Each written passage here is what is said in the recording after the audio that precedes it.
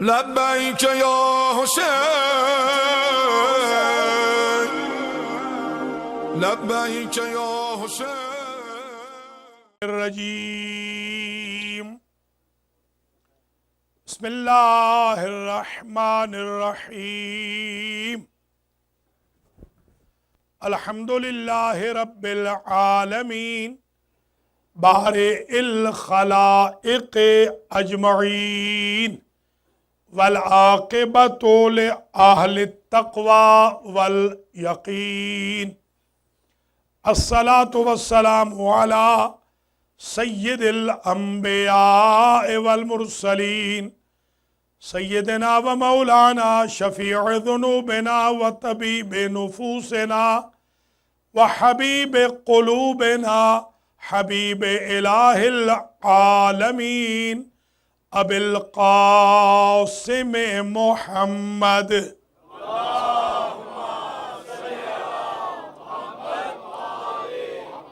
ثم الصلاة والسلام على أهل بيته الطيبين الطاهرين المعصومين المنتجبين الذين أذهب الله عنهم الرجس وطهرهم تطهيرا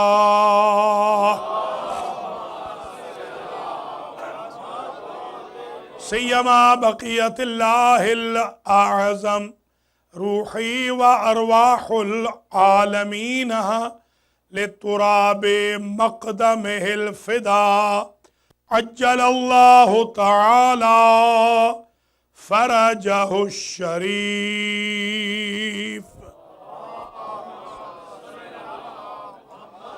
واللعنۃ الدائمۃ الباقیۃ علی اعدائہم اجمعین من یوم ظلمہم الی قیام یوم الدین اما بعد فقد قال اللہ سبحانہ وتعالی فی کلامہ المجید وفرقانہ الحمید وہو اصدق الصادقین بسم اللہ الرحمن الرحیم وکل شیء احصیناہ فی امام مبین صلوات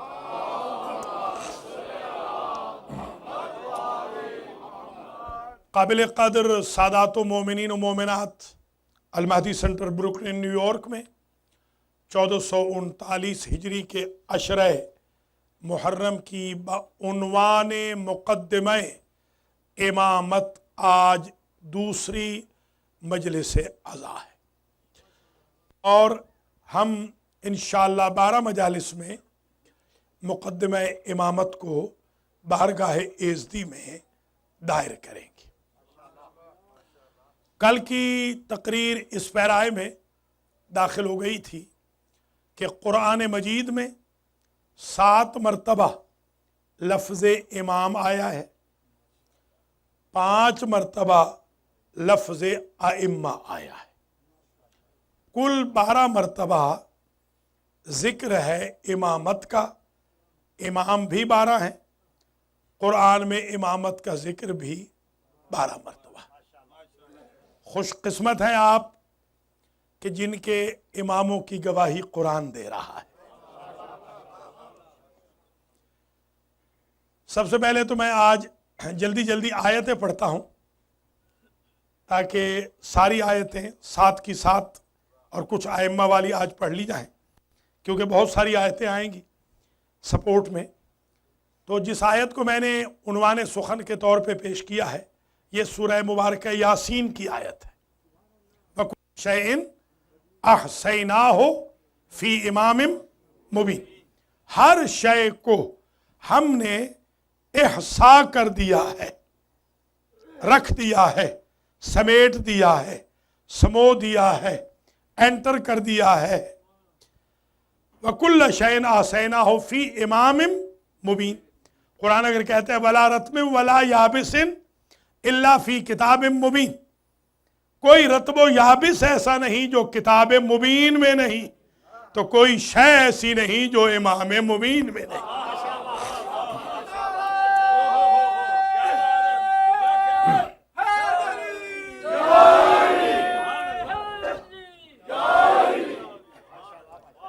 تو گویا ایک بات طے ہو گئی کہ امام اسے کہتے ہیں کہ جس کے سینے میں کل شے کا علم ہو.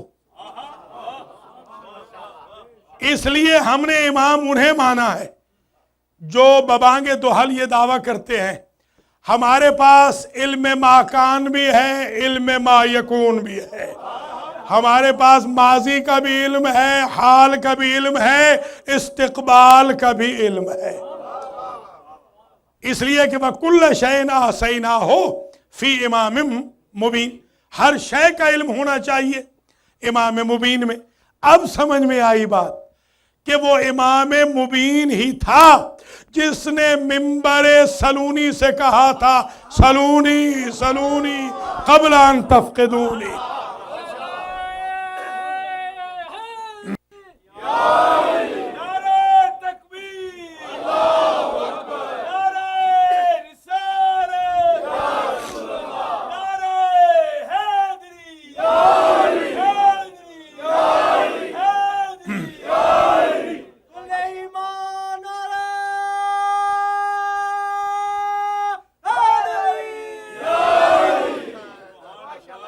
ایک شخص کہتا ہے کہ میں بڑا باعث تھا، بڑا حاسد تھا، علی سے مجھے بڑا حسد تھا، جیلسی تھی. جیسے علی نے یہ کہا نا، ایک مرتبہ تو علی نے کہا نہیں، بار بار کہتے تھے اور بار بار میں سڑ بھن جاتا تھا. تو ایک مرتبہ میں نے ایسے سوچا کہ پتہ نہیں اس کو کہاں کہاں کا علم ہوگا. تو انہوں نے ممبر سے کہا انی لَأَعْلَمُ طُرُقَ السَّمَاوَاتِ مِن طُرُقِ الْأَرْضِ. اے شک کرنے والے، مجھے آسمان کے رستے زمین کے رستوں سے بھی زیادہ معلوم ہے. اللہ اکبر، اللہ اکبر.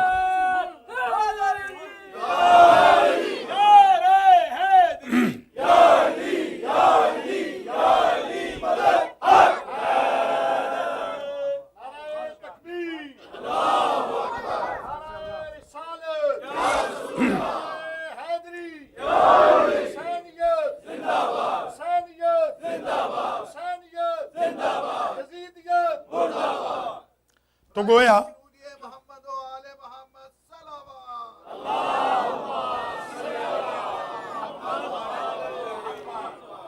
میں نے اس عشرے کے لیے جو تیاری کی ہے، میں نے 130 شرطیں لکھی ہیں قرآن و حدیث سے.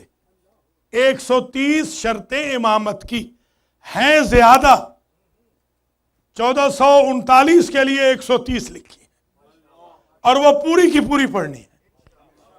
تو آپ نے گننا، آپ نے ہے ایک شرط آج آ گئی کہ امام وہ ہے جس کے سینے میں ہر شے کا علم ہو.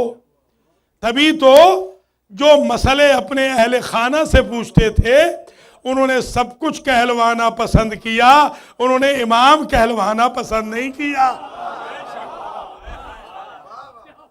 وَكُلَّ شَيْءٍ أَحْصَيْنَاهُ فِي إِمَامٍ مُبِينٍ.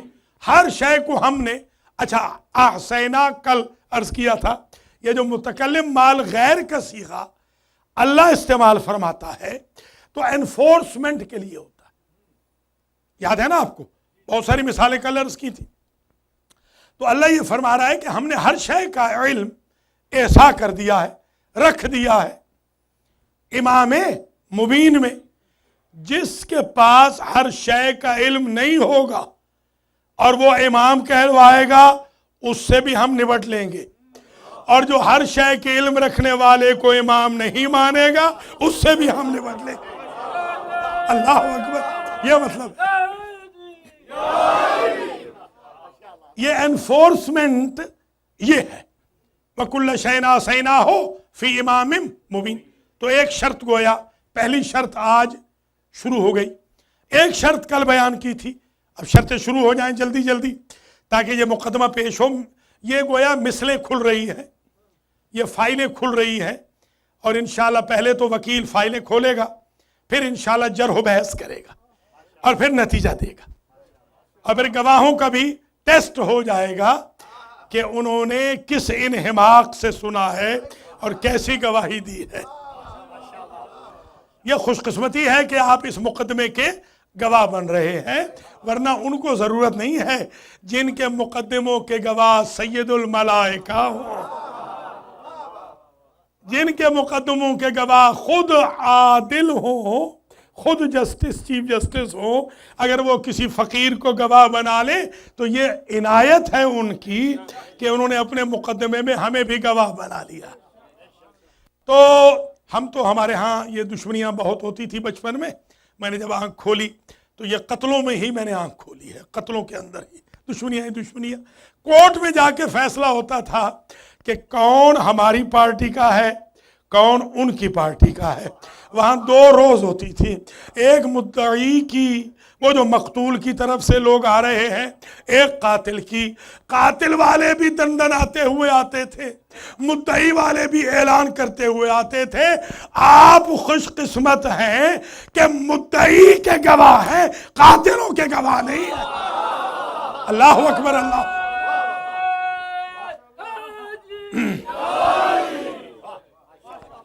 آپ مظلوموں کے گواہ ہیں، مدعیوں کے گواہ ہیں، مقتولوں کے گواہ ہیں، غاصبوں کے گواہ نہیں، مغصوبوں کے گواہ ہیں۔ جن کا حق چھینا گیا ان کے آپ گواہ بن رہے ہیں، جنہوں نے حق چھینا ہے ان کے آپ گواہ نہیں بن رہے۔ تو ایک شرط کل بیان ہو گئی تھی، وہ بھی ذرا سماعت فرما لیجئے، اس کو بھی میں عرض کر دوں۔ یوم ندعو کل اناس بامامہم، امام وہ ہوگا کہ جو اس قابل ہو کہ اللہ کی پاک زبان کے ذریعے پوری انسانیت کو اس کے ذریعے بلایا جائے، یعنی اس کا سٹیٹس ایسا ہونا چاہیے۔ تو اب یاد رکھیے، اگر کوئی بندہ 40 سال تک، 50 سال تک، 60 سال تک، 70 سال تک بت پرست رہا ہو تو اس کا نام تو کنورٹڈ کا مسلمانوں کی زبانوں پہ تکلف سے آتا ہے، لسان اللہ پہ کیسے نام آئے گا؟ تو اسے چاہیے کہ وہ اس قابل ہو کہ اللہ کی مقدس زبان سے، بے زبان کی زبان سے اس کو پکارنے کے لیے یوز کیا جائے۔ قیامت کے دن یوم ندعو کل اناس بامامہم، خوش قسمت ہیں آپ کہ آپ نے تو امام اس کو مان لیا ہے جو ہے ہی لسان اللہ۔ اللہ اکبر۔ دیکھیے ہمارے ہاں سوچتے ہیں نا، آج ہی نیو جرسی میں تھا تو ایک میرے بھائی نے سوال کیا، یہ بتائیے کہ اللہ انبیاء ما سلف سے بولتا رہا، ظاہر ہے حضرت موسیٰ تو کلیم اللہ تھے، ان کے علاوہ بھی بولا ہے، یہ غلط فہمی دور ہو جائے، صرف موسیٰ سے نہیں بولا ہے، اور بھی نبی ہیں ان سے بولا ہے، ولیوں سے بھی بولتا رہا ہے اللہ۔ اس کی مرضی ہے درخت کے ذریعے بولے، اس کی مرضی ہے اسٹون کے ذریعے بولے، اس کی مرضی ہے پیبل کے ذریعے بولے، اس کی مرضی ہے دریا کی روانی سے بولے، اس کی مرضی ہے ہوا کے جھونکے سے بول پڑے، اس کی مرضی ہے عرش سے بولے، اس کی مرضی ہے فرش سے بولے، اس کی مرضی ہے فضا سے بولے، اس کی مرضی ہے ہوا سے بولے۔ سوال یہ پیدا ہوتا ہے کہ وہ کیسے بولتا ہوگا؟ تو شب معراج میں اس نے پرچہ آؤٹ کر دیا، جیسے آج بولا ہوں ویسے پہلے بولتا۔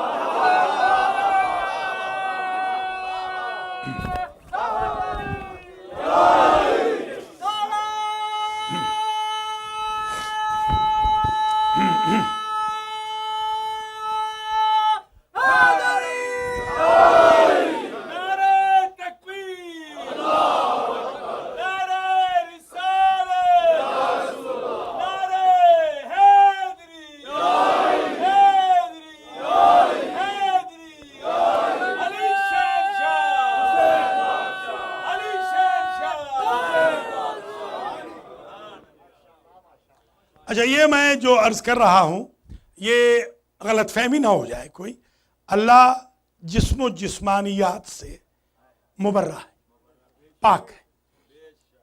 نہ اللہ کے ہاتھ ہے، نہ اللہ کا چہرہ ہے، نہ اللہ کی زبان ہے، نہ اللہ کا سر ہے، نہ اللہ کا بدن ہے۔ تو پھر میں حیران اس بات میں ہوتا ہوں بعض اوقات کہ جب اس کی زبان ہے نہیں تو پھر علی کو لسان اللہ کیوں کہا؟ جب اس کا چہرہ ہے نہیں تو علی کو وجہ اللہ کیوں کہا؟ جب اس کے ہاتھ ہیں نہیں تو علی کو ید اللہ کیوں کہا؟ جب اس کا پہلو ہے نہیں تو علی کو جنب اللہ کیوں کہا؟ تو یہ اصل میں ید اللہ، لسان اللہ، وجہ اللہ، ولی اللہ، جنب اللہ، یہ جو جتنے یہ نسبتیں اللہ کی طرف ہیں، یہ نسبتیں اس لیے ہوتی ہیں کہ میں مثال دے دوں ذرا سی تاکہ آپ کے لیے ذرا وضاحت ہو جائے۔ آج کل ہمارے ہاں زبان پہ کنٹرول بہت کم ہے، ابھی میں نیو جرسی میں بھی کہہ کے آ رہا ہوں، سب سے زیادہ ہم امپیشنٹ واقع ہوئے ہیں، حالانکہ ہمیں تو پیشنٹ ہونا چاہیے تھا۔ ہم محمد و آل محمد کے ماننے والے ہیں جن کو لوگوں نے برا کہا اور انہوں نے ان کے لیے دعائیں دی۔ پھر فرش ازاں سے ہم نے کیا سیکھا ہے؟ اگر سیرت محمد و آل محمد 40-50 سال کی مجلسیں سننے کے بعد بھی انسان کے وجود میں نہیں آ سکی تو پھر فیشن کی مجلسیں ہو رہی ہیں، اصلاح کردار کی مجلسیں نہیں ہو رہی۔ اس فرش ازاں سے تو سیکھ کے جانا چاہیے، اس سے تو تبدیلی ہونی چاہیے۔ تو اب ایک بات سمجھ لیجئے، بندے کے لہجے سے پتہ چل جاتا ہے، بندے کے لہجے سے کہ بندہ راضی ہے یا ناراض ہے، لہجے سے پتہ چلتا ہے، ایکسنٹ سے پتہ چلتا ہے۔ اگر آپ کو وارم طریقے سے بندہ بول کے ملا ہے تو آپ سمجھیں گے خوش ہے، اور اگر بندہ وارم طریقے سے نہیں ملا تو آپ سمجھیں کہ بندہ ناراض ہے۔ تو اب میں سمجھا ہوں علی کو لسان اللہ اس لیے قرار دیا کہ خود خدا تو پیکر جسمانی میں آئے گا نہیں، پتہ کیسے چلے کہ اللہ کسی کے ساتھ ناراض ہے یا راضی ہے؟ علی کے لہجے سے پتہ چلے گا۔ علی راضی ہے تو اللہ راضی ہے، علی ناراض ہے تو اللہ ناراض ہے۔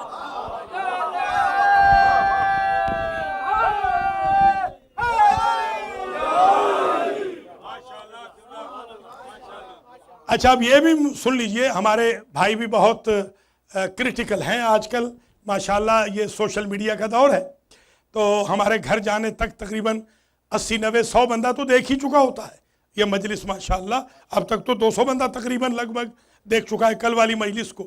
تو کوئی ہو سکتا ہے اعتراض کرے کہ آپ نے جذبات میں کہہ دیا کہ یہ لسان اللہ ہے۔ بھیا یہ جذبات میں نہیں کہا، یہ مقدمہ امامت اسی لیے دائر کیا ہے، قرآن میں لکھا ہے کہ علی لسان اللہ ہے۔ آیت پڑھوں، وَاجْعَلْ لِي لِسَانَ صِدْقٍ فِي الْآخِرِينَ۔ حضرت ابراہیم نے دعا کی، میرے لیے آخری زمانے میں سچان بنا، میرے لیے وَاجْعَلْ لِي لِسَانَ صِدْقٍ فِي الْآخِرِينَ، آخری زمانے میں مجھ ابراہیم کے لیے ایک سچی زبان بنا۔ اللہ نے جواب دیا، وَجَعَلْنَا لَهُمْ لِسَانَ صِدْقٍ عَلِيًّا۔ تم نے صرف اپنے لیے مانگی ہے، ہم نے ہر نبی کے لیے سچی زبان علی کی شکل میں بنا دی۔ علی کا نام آگے۔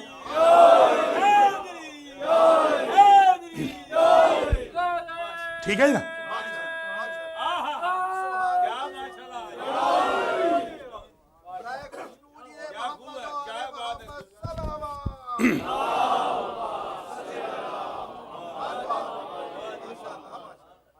تو جلدی جلدی آگے بڑھیں کہ ایک آیت تو ہو گئی وَكُلَّ شَيْءٍ أَحْصَيْنَاهُ فِي إِمَامٍ مُبِينٍ، ایک ہو گئی یوم ندعو کل اناس بِإِمَامِهِمْ، وہ بنی اسرائیل والی۔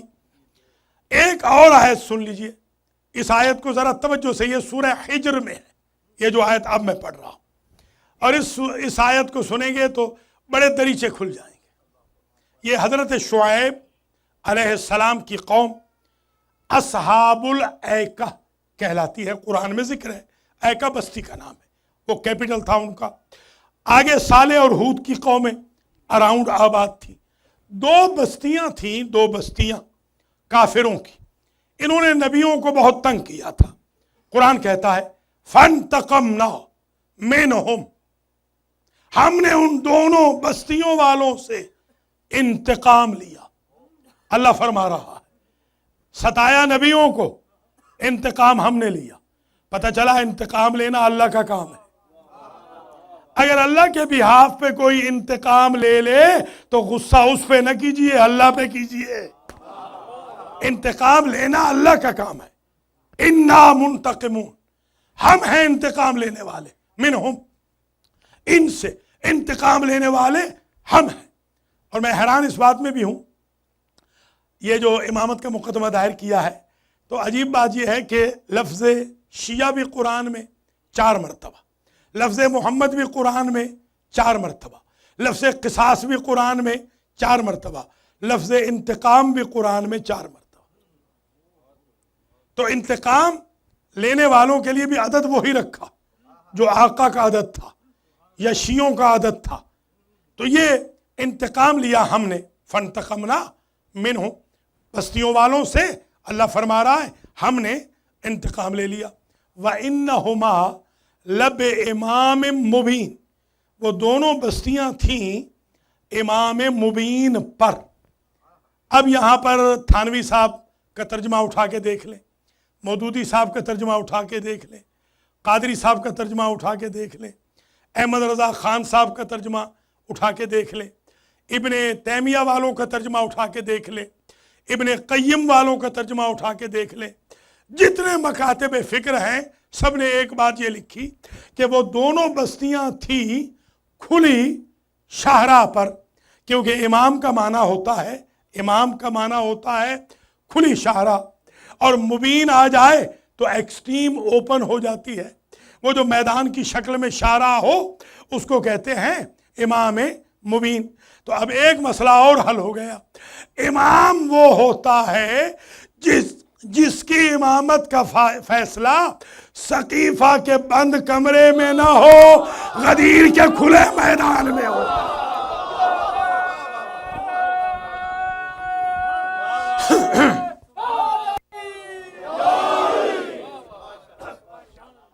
تو وَإِنَّهُمَا لَبِإِمَامٍ مُبِينٍ۔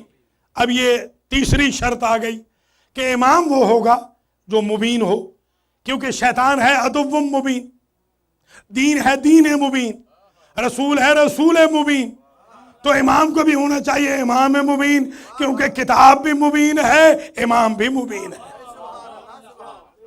یعنی مبین کہتے ہیں واضح، کھلا، یعنی وہ امام نہیں ہوتا کہ جس کی امامت بند کمروں میں ہو، امام وہ ہوتا ہے جس کی امامت کھلی شاہراہوں پہ ہو، کھلے میدانوں میں ہو۔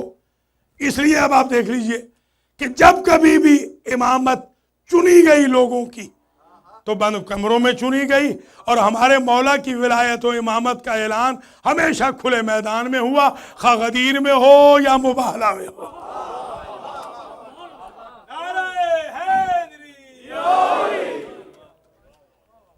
تو یہ آیت آپ نے سماعت فرما لی کہ بستیوں کو امام مبین پہ رکھا، تو ایک لغوی معنی بھی مل گیا ہمیں یہاں کہ امام وہ ہوتا ہے جو ایکسٹریم اوپن ہو، امام کا معنی ہوتا ہے ایکسٹریم اوپن۔ اب میں نے جو لغت کی کتابیں تھیں ان کو بھی دیکھا کہ چلے لغت کو بھی دیکھیں کہ لغت میں کیا لکھا ہے، شرط طے ہو جائے۔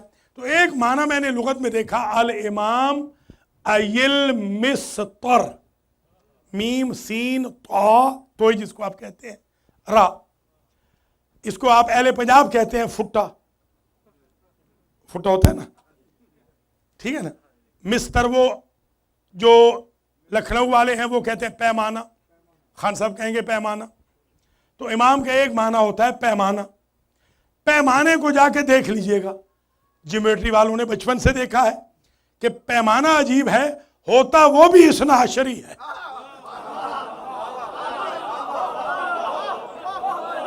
یہ پیچھے والوں سمجھ نہیں آ رہی بات، وہ بھی اثنا عشری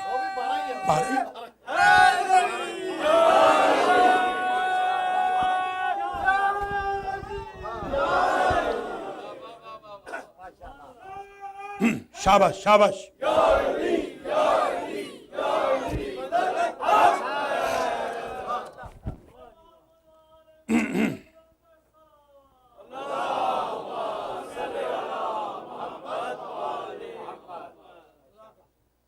تو یہ بھی ایک شرط یہ بھی آ گئی کہ امام کا معنی ہے پیمانہ، میئر کرتے ہیں آپ پیمانے سے، مستر سے آپ سطروں کو ڈسٹینس کو میئر کرتے ہیں، آپ ناپتے ہیں، ماپتے ہیں، بچپن سے یہی طریقہ ہوتا ہے کہ یہ پیمانے کو آپ رکھتے تھے تاکہ کوئی لکیر ٹیڑھی نہ ہو جائے، مثلث بنانی ہے، تکون بنانی ہے تو وہ بھی سیدھی بنے، کوئی ٹیڑھی نہ ہو۔ تو ایک بات طے ہو گئی کہ امام اسی لیے مستر ہے کہ امام کے ساتھ رہیں گے تو زندگی کی لکیریں ٹیڑھی نہیں ہوں گی، ورنہ مقدر کی لکیروں میں اتنی کنجیشن ہو جائے گی کہ ایکسیڈنٹ ہو جائیں گے۔ حادثات سے بچنا ہے تو امامت کا پیمانہ استعمال کرو،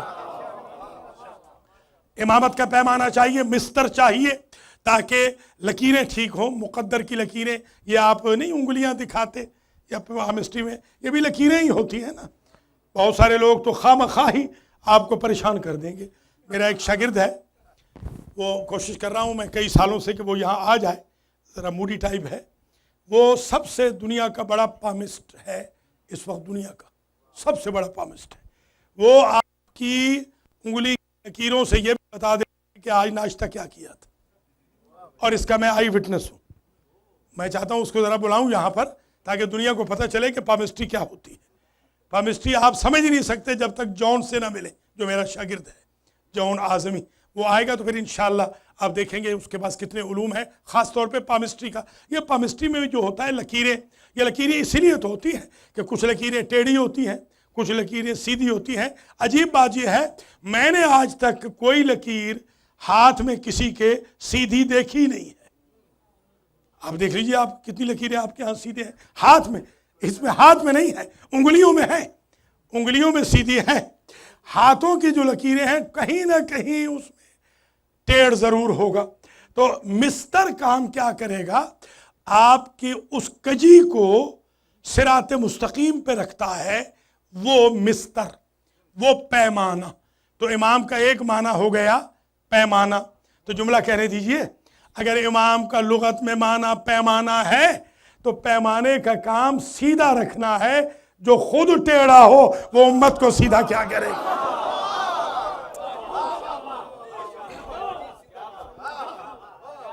نعرہ بھی لگاتے جاؤ، میں تھکے پڑے ہیں۔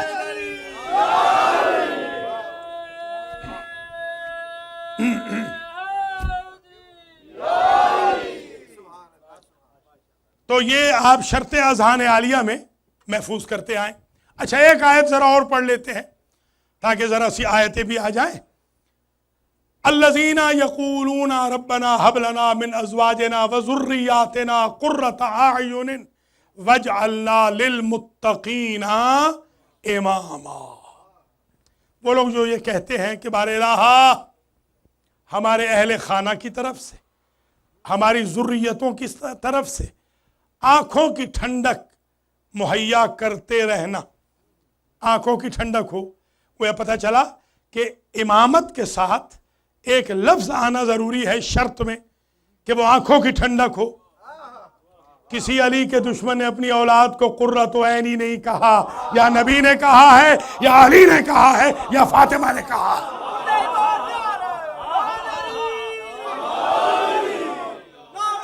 مولا سلامت رکھے، ٹھیک ہے، قرۃ عین۔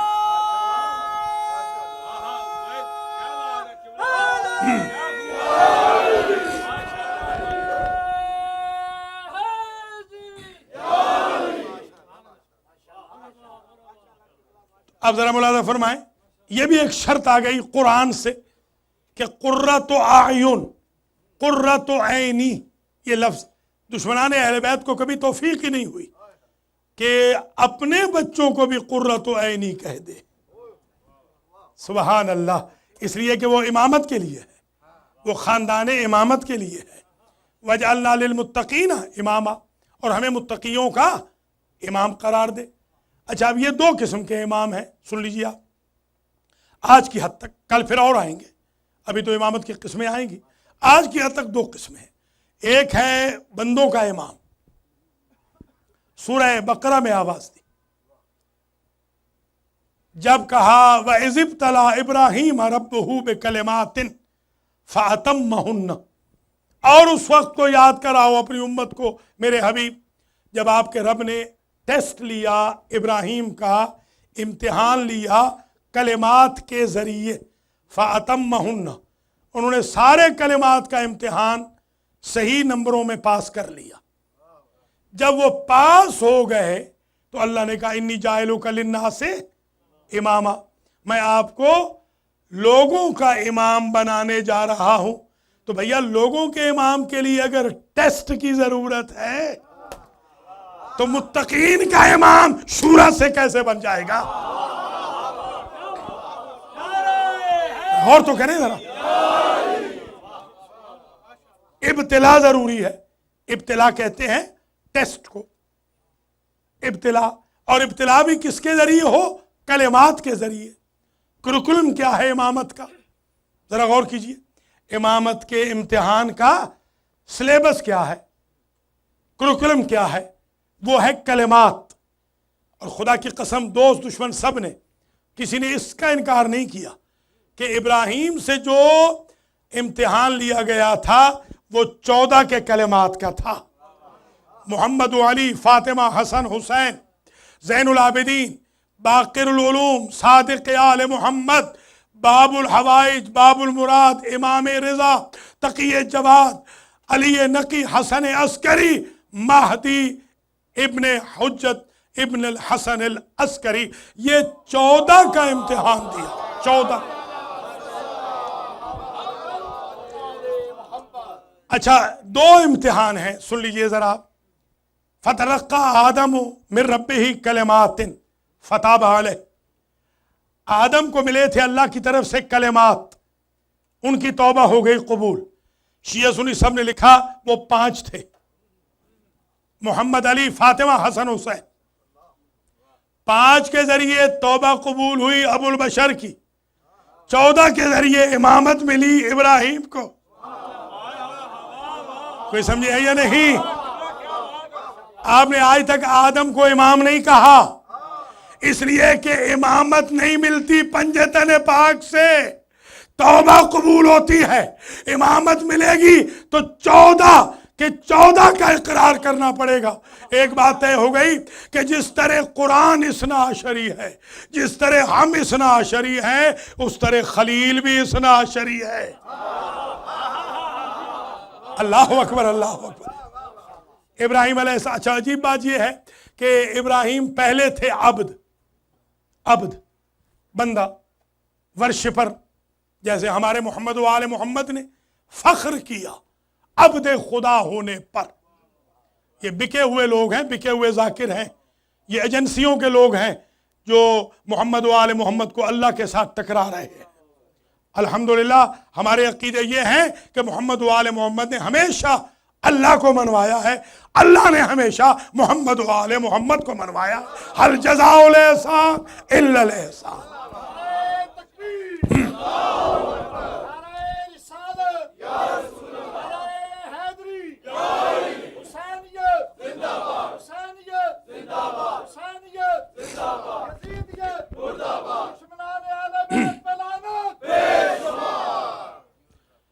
इब्राहिम अलैहिस्सलाम पहले थे अब्द, पहले से थे मासूम, पहले से बनाए गए नबी, फिर बनाए गए रसूल, फिर उलुल अज़्म करार दिए गए, फिर साहिब दीन, साहिब शरीअत, फिर खलील। कितने ओहदे हो गए? अब्द, मासूम, नबी, रसूल, उलुल अज़्म, साहिब दीन, साहिब शरीयत, खलील। 8 ओहदे हैं। अब कोई गुंजाइश है कि इमामत का ओहदा दिया जाए इन 8 के बाद? 8 से पहले इमामत का ओहदा नहीं मिला, 8 के बाद मिलना बताता है कि हुजूर को छोड़कर इमामत रिसालत से भी अफजल है, उलुल अज़मियत से भी अफजल है, नबुव्वत से भी अफजल है, अंबिया की इस्मत से भी अफजल है, अब्दियत अंबिया से भी अफजल है, खलील खुदा से भी अफजल है हमारे इमाम। समझ गए? मुकद्दमा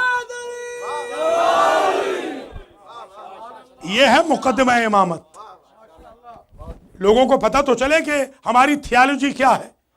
نام نہیں لوں گا, ایک صاحب ہیں جنہوں نے بہت لوگوں کو کنورٹ کیا ہے, بہت بڑا نام ہے ان کا.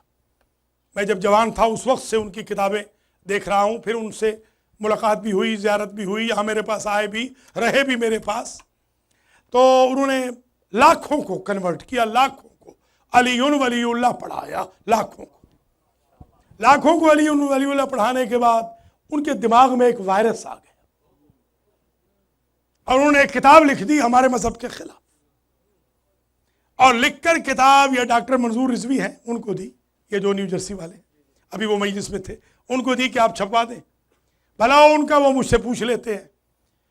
مجھ سے انہوں نے کہا کہ سرکار ذرا بتا دیجیے یہ کتاب چھاپنے کے قابل ہے. میں نے کہا نہیں, یہ کتاب چھاپنے کے قابل نہیں, میں مصنف سے خود ملوں گا اور ان کی میں ذرا دماغ کو ٹھیک کر دوں گا, آپ فکر نہ کیجیے. اتفاق سے ایک دن میرے پاس آ گئے میرے ایک شاگرد کے ساتھ بیت القائم میں, یہ 95 کی بات ہے, میں وہاں موجود تھا. مجھ سے کہتے ہیں کہ شیخ آج ہمارا ایک اعتراض ہے, وہ عربی بولتے ہیں. اعتراض یہ ہے کہ آپ جو شیعہ ہو نا, کچھ چیزوں میں بہت آگے چلے جاتے ہو. میں نے کہا فرما دیجئے تاکہ ہم اپنی اصلاح کر لیں گے, آپ کی بڑی مہربانی ہوگی, عمر میں آپ بڑے ہیں, بہت بڑے علامہ بھی ہیں آپ.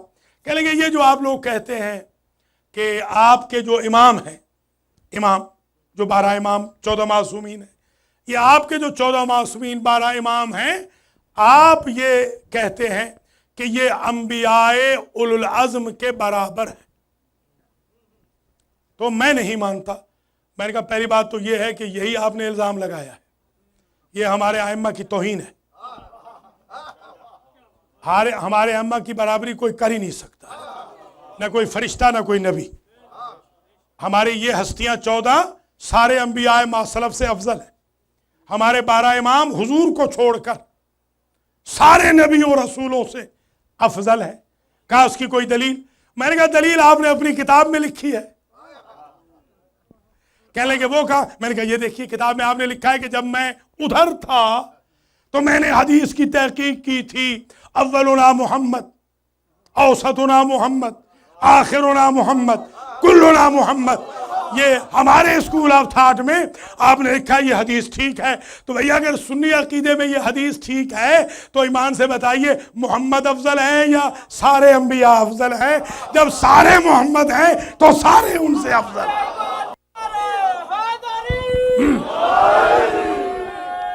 ٹھیک ہے نا؟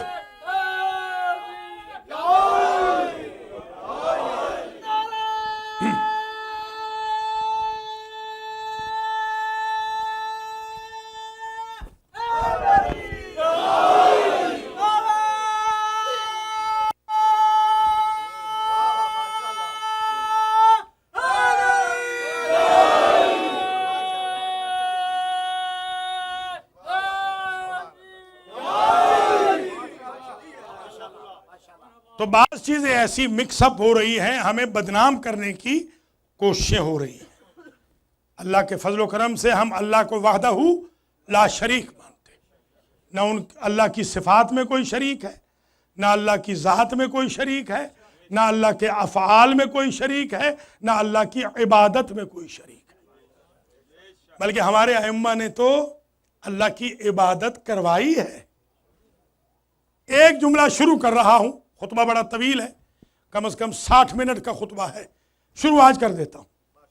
یہی امامت کا چیپٹر, امامت کا ٹاپک.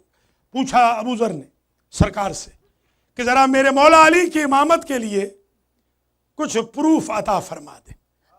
تو نبی نے کہا یا ابا ذر لولا علی ما بان الحق من الباطل ولا المؤمن من الکافر.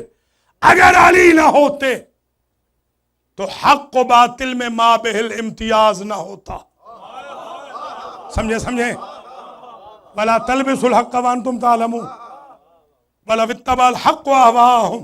قرآن کہتا ہے نا کہ حق اور باطل کو گڑبڑ نہ کرو.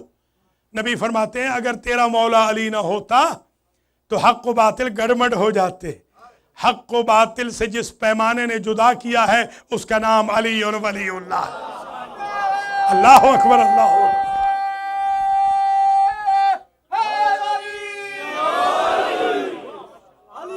شاباش شاباش. منافق دونوں ہاتھ بلند کر کے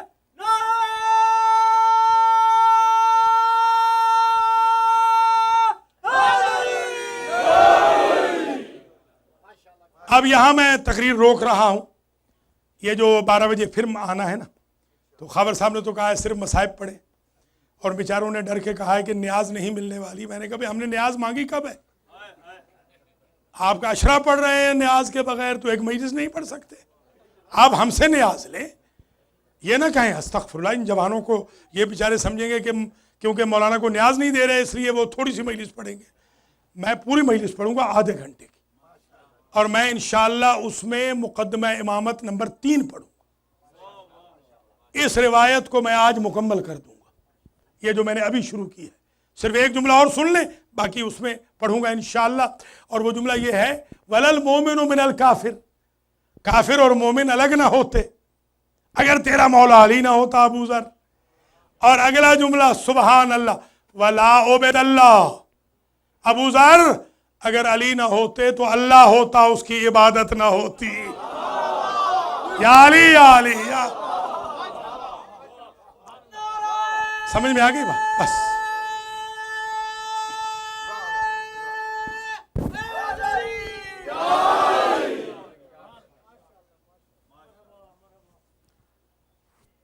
آج 2 محرم الحرام ہے، اور آج کے دن کاروان حسینی کربلا پہنچ گیا۔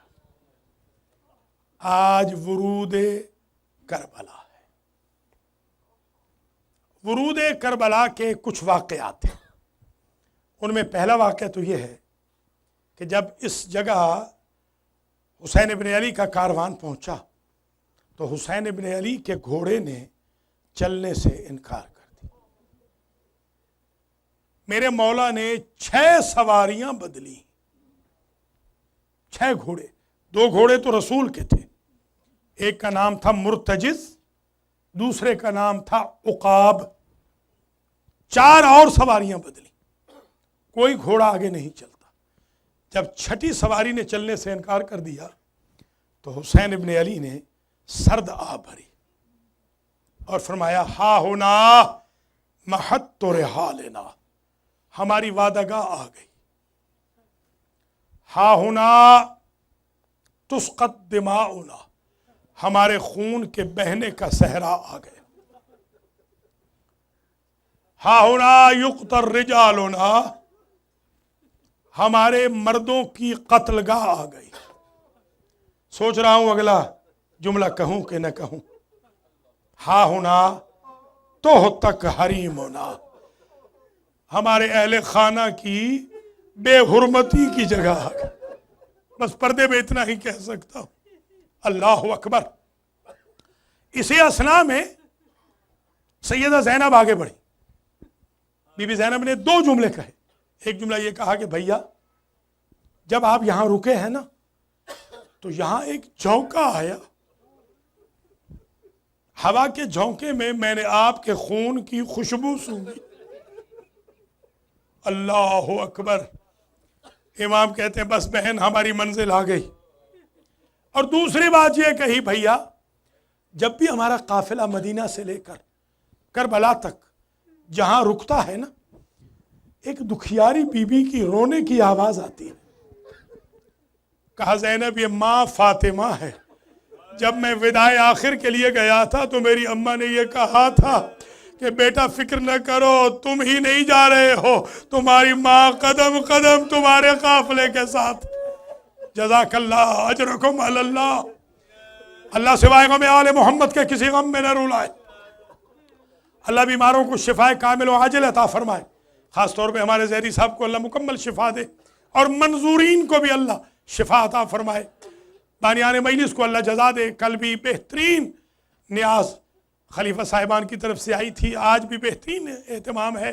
اللہ کریم آپ کو اجر دے۔ فرش عزا پہ آپ آ رہے ہیں، بڑی عقیدت کے ساتھ، احترام کے ساتھ باوضو بیٹھے، اور اس امید سے بیٹھیں کہ اسی فرش عزا پہ کہیں فاطمہ موجود ہے، کہیں رسول بیٹھے ہیں، کہیں علی بیٹھے ہیں، کہیں حسن بیٹھے ہیں، کہیں زین العابدین آئے، کہیں زینب ہے، کہیں ام کلثوم ہے، کہیں اصغر کی ماں ہے، کہیں اکبر کی ماں، کہیں قاسم کی ماں ہے۔ اللہ اکبر۔ میرا یہ عقیدہ ہے، میرا نظریہ ہے، میں نے ہمیشہ مجلس پڑھی ہے ان کی خدمات عالیہ کا تصور کر کے پڑھی ہے۔ اللہ اکبر، حسین ابن علی کا قافلہ رک گیا کربلا میں۔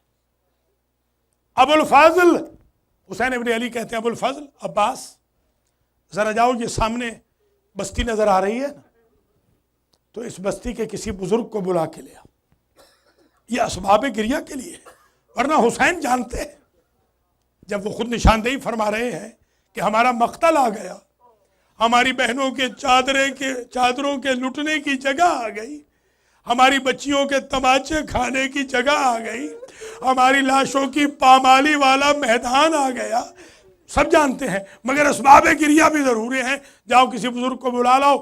کچھ بزرگ آئے، پوچھا کہ یہ بتاؤ کہ اس جگہ کا نام کیا ہے؟ تو ایک بزرگ آگے بڑھا، اس نے کہا یقال لہا ماریہ، اس جگہ کا نام ہے ماریہ۔ حل لہا اسم آخر، کوئی اور بھی نام ہے؟ تو اس بزرگ نے کہا یقال لہا نینوا، اس کو نینوا بھی کہتے ہیں، کوئی اور بھی نام ہے؟ تو بزرگ نے کہا یقال لہا ارض کرب و بلا، اس کو کرب بلا بھی کہتے ہیں، کرب و بلا۔ بس یہ جملہ سننا تھا۔ حسین ابن علی نے کہا اللہم انی اعوذ من الکرب والبلا، یا اللہ میں کرب اور بلا سے تیری پناہ میں آتا ہوں۔ وہ آ گئی جگہ جہاں کا انتظار تھا۔ ایک مرتبہ حسین ابن علی نے ابو الفضل سے کہا کہ اس زمین کے مالکوں کو بلا کے لے آؤ۔ بنی اسد بلوائے گئے، 60,000 درہم میں 4 مربع میل اراضی میرے مولا نے خرید کی کہ جہاں ہمارے لاشیں گرے وہ کسی کی جگہ نہ ہو۔ اللہ اکبر، یہ حسین ابن علی کا وہ ذرعی اصول ہے۔ کل آپ جلوس نکالیں گے نا، یہ جلوس ہم اسی لیے نکالتے ہیں، کل آپ جلوس میں ضرور آئیے گا، صبح کے 11 بجے آپ پہنچ جائیں، وقت کی پابندی کریں تاکہ مجلس بھی سنیں، جلوس کی برآمدگی بھی دیکھیں، نماز ظہرین بھی جماعت سے پڑھیں۔ ہم یہی تو بتانے جاتے ہیں جلوسوں میں میڈیا والوں کو کہ ایمرجنسی میں حکومتیں کہاں زمینیں خرید کرتی ہے، مگر کیونکہ یہ امام ہے لہذا امام نے پہلا کام یہ کیا غصبی جگہ پہ ہمارے لاشیں نہ گرے، غصبی جگہ پہ ہماری بندگی اور عبادت نہ ہو، اس لیے اراضی خرید کی۔ اور جب اراضی خرید کر چکے تو حسین ابن علی نے حائر کی جگہ چھوڑ کر ساری جگہ بنی اسد کو دے کے کہا کہ میں ساری جگہ تمہیں واپس کرتا ہوں، 3 شرطیں ہیں۔ میری پہلی شرط یہ ہے کہ اگر کوئی ہماری قبروں کا نشان پوچھتا ہوا کربلا آ جائے تو انگلی پکڑ کے ہم غریبوں کی قبروں تک لے۔ مولا سلامت رکھے، ماشاءاللہ، اللہ سوائے غم آل محمد کے کسی غم میں نہ رلائے، جزاکم اللہ خیر الجزا۔ میرے بزرگ تھے آغا نجفی، ابھی بھی ہیں، وہ کہتے ہیں جب چاروں طرف سے گریہ بلند ہو جائے تو سمجھو کسی معصوم کی روح آ گئی۔ چاروں طرف سے گریہ اسی وقت بلند ہوتا ہے جب کسی معصوم کی روح کنڈولنس لینے کے لیے آ جائے۔ اللہ اکبر۔ ہماری پہلی شرط یہ ہے اگر کوئی مسافر ہماری قبروں کا نشان پوچھتا ہوا آ جائے تو تم اسے ہماری قبریں بتا دینا، اور دوسری شرط یہ ہے زمین واپس کر رہا ہوں، ہمارے زائر کو 3 دن تک مہمان رکھنا، اسی زمین سے جو غلہ اگے کھانا کھلانا۔ میں جب پہلی مرتبہ حسن البکر اور صدام کے دور میں جب کربلا گیا، ایک ٹیکسی ڈرائیور مجھے گھر لے گیا، میں نے دیکھا اس کے گھر میں آغا خمینی کی تصویر تھی، آغا خوئی کی تصویر تھی، اور وہ میرے ساتھ لپٹ کے کہنے لگا شیخ تجھے گھر تو لے آیا ہوں مگر معافی مانگتا ہوں قیامت کے دن حسین کو میری شکایت نہ کرنا۔ میں نے کہا کیوں؟ کہ حسین نے کہا تھا میرے زائر کو 3 دن مہمان رکھنا، حالات اتنے خراب ہیں کہ میں 3 دن مہمان رکھ نہیں سکتا۔ اجرکم علی الزہرا، ماشاءاللہ۔ بس تقریر تمام ہو رہی، طویل زحمت نہیں۔ حسین ابن علی نے فرمایا تیسری شرط یہ ہے، اب یہ جو جملہ آپ سنیں گے حیران ہو جائیں گے۔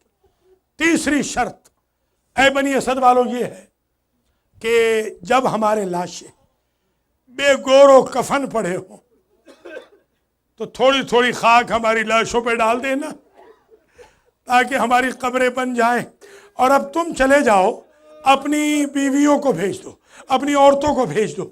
عورتیں آئیں بنی اسد کی۔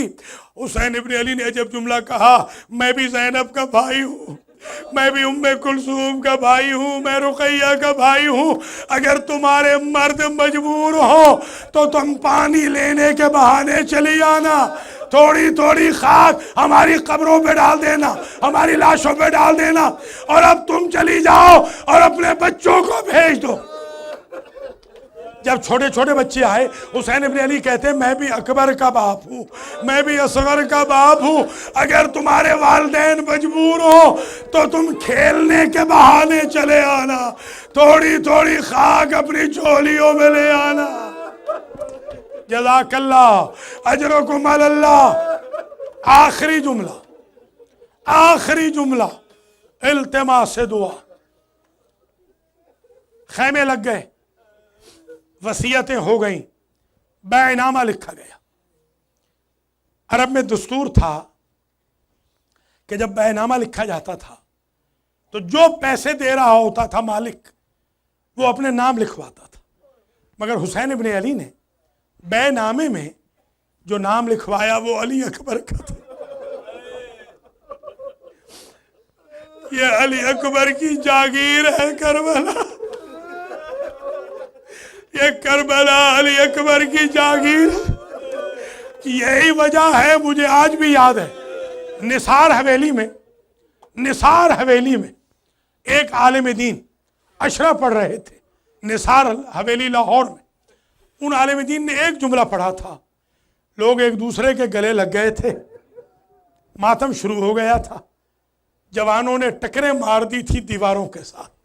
وہ جملہ یہ تھا کہ جب بی بی سکینہ کو سر ملا بابا کا سال کے بعد زندان شام میں، تو پہلا بیان یہ کیا، بابا ارمان اس بات کا ہے بھائی اکبر کی جاگیر میں مجھے تماچے مارے، بھائی اکبر کی جاگیر میں مجھے تازیانے ماتم حسین۔ لبیک یا حسین، لبیک یا حسین۔